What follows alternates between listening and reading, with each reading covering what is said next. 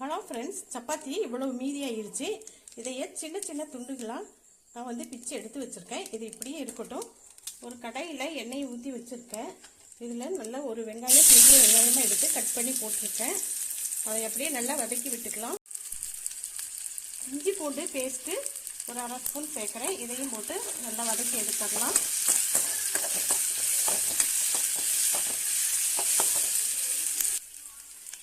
வெங்காயம் நல்லா வதங்கிடுச்சு. வதங்கின பின்னாடி நல்ல பழுத்த தக்காளியாக ஒரு பெரிய தக்காளி போட்டு இதையும் வதக்கி எடுத்துடலாம்.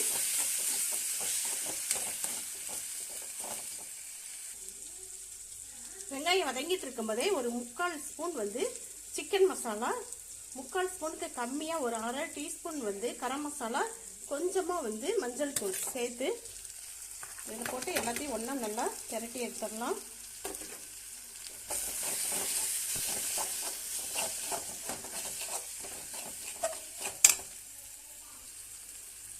சப்பாத்தியில் ஏற்கனவே உப்பு போட்டு பிசைஞ்சிருக்கோம். இந்த மசாலாவுக்கு தேவையான சால்ட்டு இதில் சேர்த்துக்கலாம். சால்ட்டு போட்ட பின்னாடி கொஞ்சமாக இதில் டொமேட்டோ சாஸ் இதில் சேர்க்குறேன்.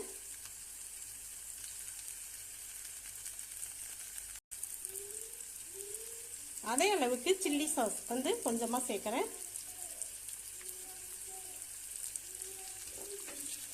ஒன்று அப்படியே பிரட்டி விட்டுறலாம்.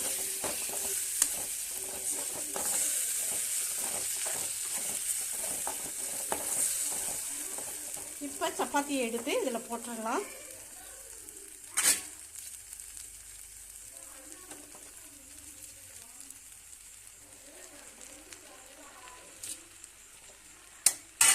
நல்லா பிரட்டி இதை எடுத்துடலாம்.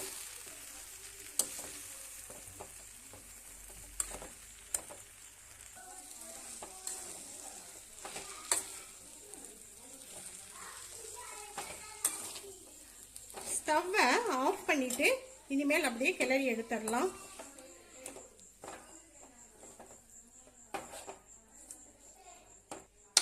மசாலாலாம் இப்படி எல்லா சப்பாத்திலையும் கலந்த பின்னாடி நான் கொஞ்சமாக கொத்தமல்லி தலையை சேர்க்குறேன். இது உங்களுக்கு ஆப்ஷன் தான், இருந்தால் போடலாம், இல்லை தேவையில்லைன்னா விட்டுறலாம். நான் சேர்த்துருக்கேன்.